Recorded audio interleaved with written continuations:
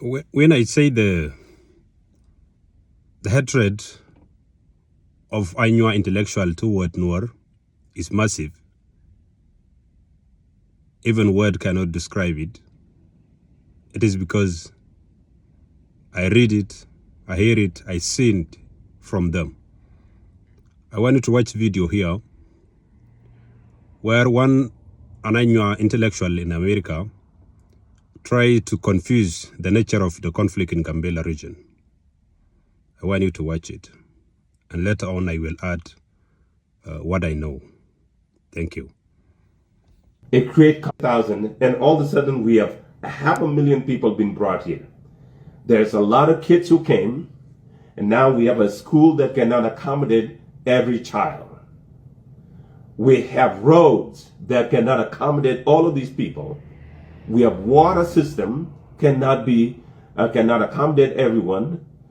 Fishing itself, it become overfishing, and there's not a lot of fish in the water or in the river for everybody to have.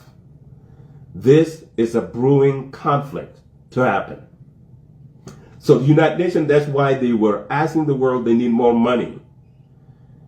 Even though Ethiopia itself received almost $500 million a year for refugees. So then the refugees turned their weapons toward the host community to take over from South Sudan. They are called the White Army. The White Army is supposed to be fighting South Sudan. The SPLIO supposed to be fighting South Sudan. These are the same group. Because South Sudan becomes so dangerous for them, they crossed the border between Ethiopia and Sudan and South Sudan, went into refugee camp with every weapons that you can think of. Not only the machine guns, but the launchers, the one that you carry on your shoulder. They all been put in the refugee camp in Ethiopia. Ethiopia did not do their due diligence by stopping the refugee at the border to make sure that every bag they're carrying has no weapons in it. That's what Kenya has did when we were running to Kenya. So all of these weapons came to Ethiopia, and they was in the refugee camp. So what happened is the vice president in South Sudan wanted to be a president, but he cannot be because the Dinka is the largest tribe there. They cannot allow him.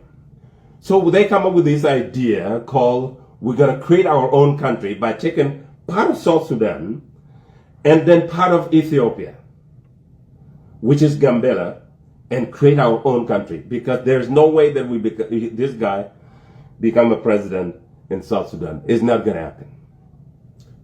So then the refugees turned their weapons toward the host community to take over their land. This is now what is the war is about today.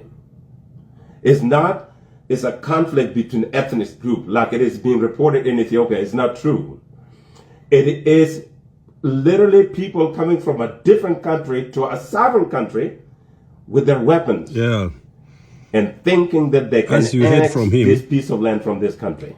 He said that Gambella school cannot accommodate the host community and the refugee.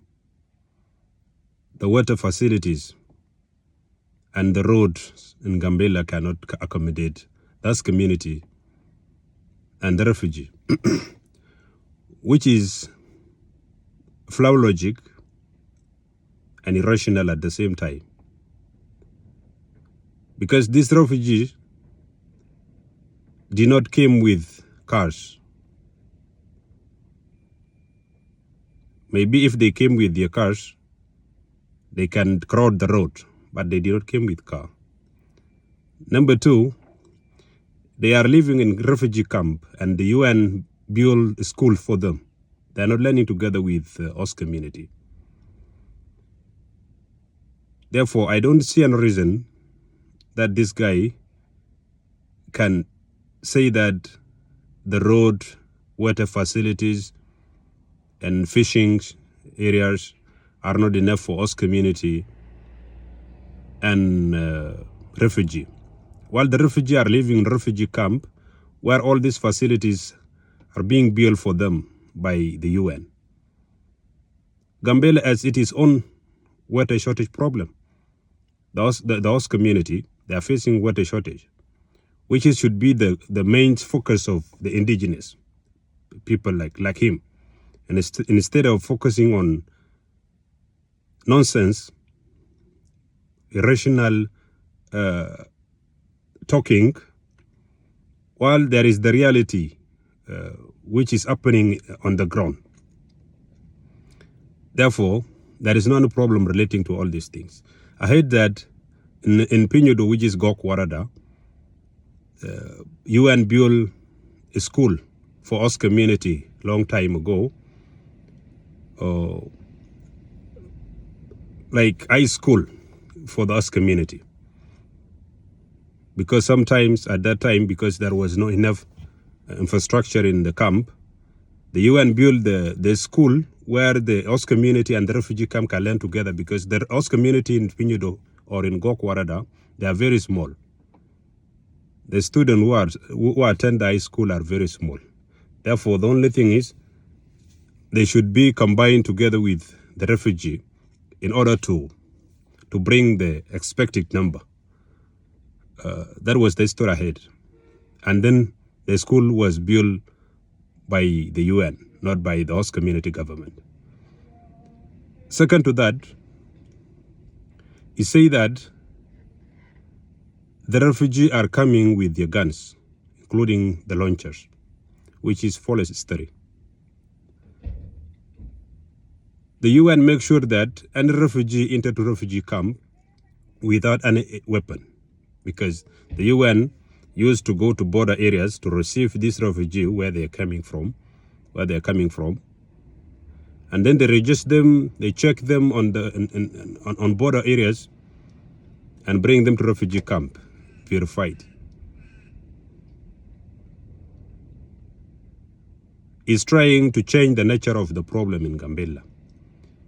Thirdly, he said that Nuer or IO or White Time try to annex Gambella and combine it with some part of South Sudan to form their own country, which he called that Nuer want to form Nuer nation, which is, this story is being preached by many Anyuak intellectuals to make their claim relevant. When we go back to history, the conflict between Nuer and Anyuak was not started yesterday. It was a long history. Nuer and Anyuak are a Nilotic group.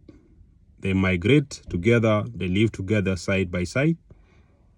Anyuak live following Baro River, Akobo, and all this because Anyuak live only on riverside, while Nuer live on dry land areas because they are pastoralists. They are living side by side. And their conflict historically, there's no connection with the current political situation. It is false history. We can take an example. There is an area called Nasser, currently called Nasser, but Anyuak used to call it Nuwum. Anyuak used to live there before they were displaced in Nasser. Nasser is part of Sudan. Before they migrate from Nasser because of civil war or because of conflict between them and Nuer, they were living in Nasser. Like 1800 years ago, or we can say it, even Akobo, like 1900 years ago. Therefore, my advice to Anyuak leaders, you become very rational, illogical, and pathological liars, because you are leaving the nature of the conflict aside, confusing the nature of the conflict because you don't want people to solve the conflict.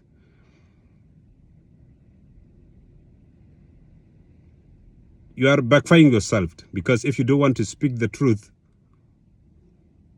you are confusing the nature of the problem. When the nature of the problem being confused or being corrupted, the solution also cannot eat the target. That is what is going to happen. We will suffer like this. But we the other elites or intellectuals in Nuer community and in Gambella, we will try to make the region peaceful by any means possible. The problem is the majority of Nuer intellectuals are passive. That's the reason why you don't see most of them expressing their thought when insecurity happen in Gambella. That's why I cannot blame most of Ethiopian politicians, because they are being misinformed by the Anyuak elite. Because when the false narrative is being preached for a long time repeatedly, it may stop sounding like false history. It may sound like it is true, unless it is counter. Unless some people counter it with truth. That's the reason why I used to come out to make things clear.